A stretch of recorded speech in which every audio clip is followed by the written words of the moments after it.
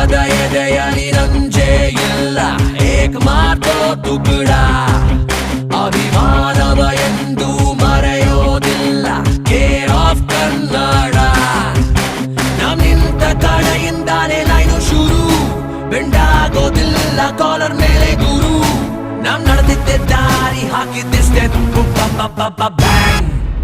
Ramachari